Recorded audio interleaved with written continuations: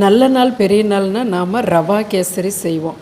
இந்த நெய் ரவா கேசரி ரொம்ப பர்ஃபெக்டான ருசி முறையில் இப்போ நம்ம பார்க்கலாம்.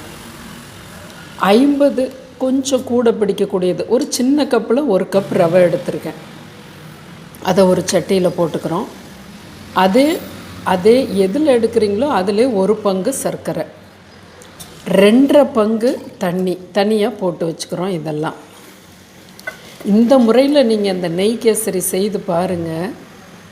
1/4 பங்கு நெய் நல்ல உதிராக அட்டகாசமான ருசியோடு இருக்கும். 2 ஏலக்காயை இடித்து சர்க்கரையோடு கலந்துக்கலாம். இப்போ இந்த ரவையில் ஒரு 1/2 டீஸ்பூன் மட்டும் நெய் போட்டு நல்லா ரவை எல்லா பக்கமும் கோட் ஆகணும். அந்த அளவுக்கு நெய் நல்லா உதிராக வந்தோடனே எடுத்து வச்சிட்றோம்.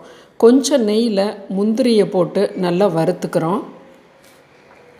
நல்லா வறுபட்டதுக்கப்புறம் 2.5 பங்கு தண்ணியை அந்த சட்டியில் ஊற்றிக்கிறோம். இப்போ மூடி வைக்கலாம், கொதித்து வரட்டும். கொஞ்சம் கலர், இந்த இடத்துல மஞ்சள் பொடி கூட போட்டுக்கலாம். நீங்கள் ஆரஞ்சு ஃபுட் கலர் இருந்ததுன்னா தண்ணி போட்டு கலந்து வச்சுக்கலாம். இப்போ திறந்து பார்க்குறோம். இப்போ ஒரு சிம் பண்ணல, ஒரு 20% அனலை குறைச்சிட்டு இடது கையில் அப்படியே ரவையை கொட்டி கிளறிக்கிட்டே இருக்கோம்.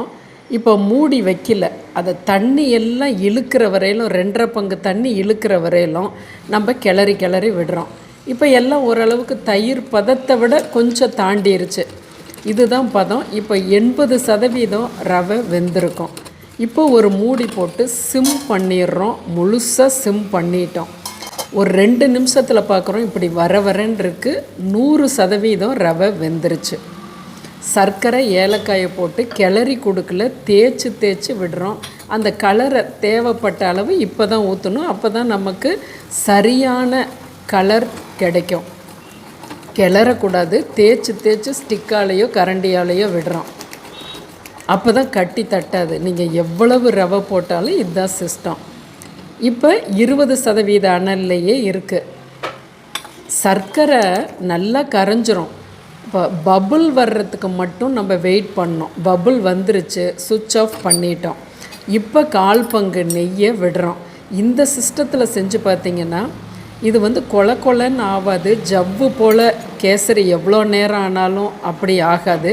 நெய் போட்டதனுடைய வாசமும் ருசியும் அப்படியே அந்த கேசரி அப்சர்வ் பண்ணும். இதுதான் நம்மளோட பாரம்பரிய மெத்தடு.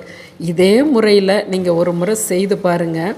அதாவது சுவிட்ச் ஆஃப் பண்ணிட்டு தான் நெய் போடுறோம். சர்க்கரை போட்டதுக்கப்புறம் ரொம்ப நேரம் நம்ம கொதிக்க விடலை. இப்போ பாருங்கள் எவ்வளோ க்ரீமியாக எவ்வளோ சாஃப்டாக விழுதுன்னு பாருங்கள். ஒரு 10 நிமிஷம் கழித்து இதை நம்ம பார்த்தோன்னா நல்லா உதிராக நல்லா உதிர்ந்து வரும். பாருங்கள், இதுதான். இது ரொம்ப சாஃப்டாகவும் நல்ல ஒரு அருமையான ஸ்ட்ரக்சராக இருக்கும். இது போல் நீங்கள் நல்ல நாள் பெரிய நாளில் கேசரி செய்து கொடுங்க. புத்தாண்டு வாழ்த்துக்கள். அடுத்தது காரம். கோதுமை மாவும் பச்சரிசி மாவும் வச்சு ஒரு கரகரன்னு அருமையான பாரம்பரிய போண்டா. நல்லா மேலே கிறிஸ்பியாகவும் உள்ள சாஃப்டாகவும் எண்ணெய் இழுக்காமையும் அருமையான ருசியோட இந்த போண்டா பார்க்கலாம். 100 கப்பால் 1 கப்பு பச்சரிசி மாவு. அது வீட்டில் பதப்படுத்தின மாவு, கடை மாவு எது வேணாலும் எடுத்துக்கலாம். 3/4 பங்கு கோதுமை மாவு. அதனால தான் உங்களுக்கு ருசியும் எண்ணெய் இழுக்காமையும் இருக்கும் இந்த அளவுகளில் போடும்போது. உப்பு ஒரு 1/2 டீஸ்பூன் தலையை தட்டி போட்டுக்கலாம் நம்ம இந்த 100 அளவுகளுக்கு. கண்டிப்பாக சோடா உப்பு ஒரு 3 பிஞ்சு போடும்போது நல்ல கரகரன்னு ரொம்ப சாஃப்டாகவும் இருக்கும். ஒரு 3 பிஞ்சு போடுங்க 100 அரிசி மாவு எடுத்திருந்தா. எண்ணெய், கடலெண்ணெய் ஒரு 1/2 டீஸ்பூன் பச்சை எண்ணெயாகவே போட்டுக்கிறோம். நல்லா எல்லாமே பிசைஞ்சு கொடுத்துட்டோம். அரிஞ்ச பெரிய வெங்காயம் 1 வெங்காயம், கருவேப்பிலை, ஜீரகம், பச்சை மிளகாய், காரம் இல்லாத மிளகாய் நான் பெரிய மிளகாயை 2 போட்டிருக்கேன். இந்த இடத்துல நீங்கள் மிளகு போட்டுக்கலாம், வரமிளகாய் பொடி இப்படி கலந்தும் போட்டுக்கலாம். ஆனால் இது காரம் இருக்காது.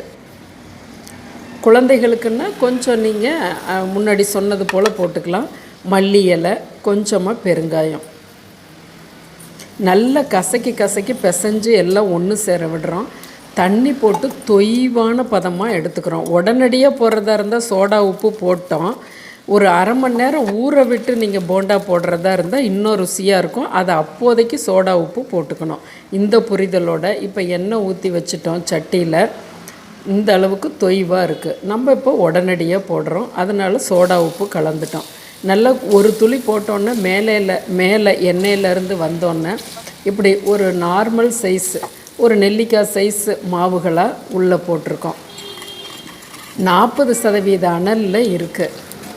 அப்போ தான் நல்லா உள்ளார்ந்து வேகும்.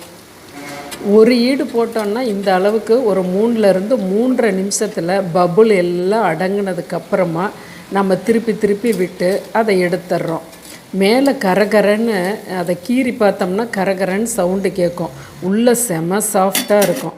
இது ரொம்ப பாரம்பரிய கோதுமை போண்டா கேசரி. நம் சேனலை சப்ஸ்கிரைப் பண்ணுங்கள், ஷேர் பண்ணுங்கள்.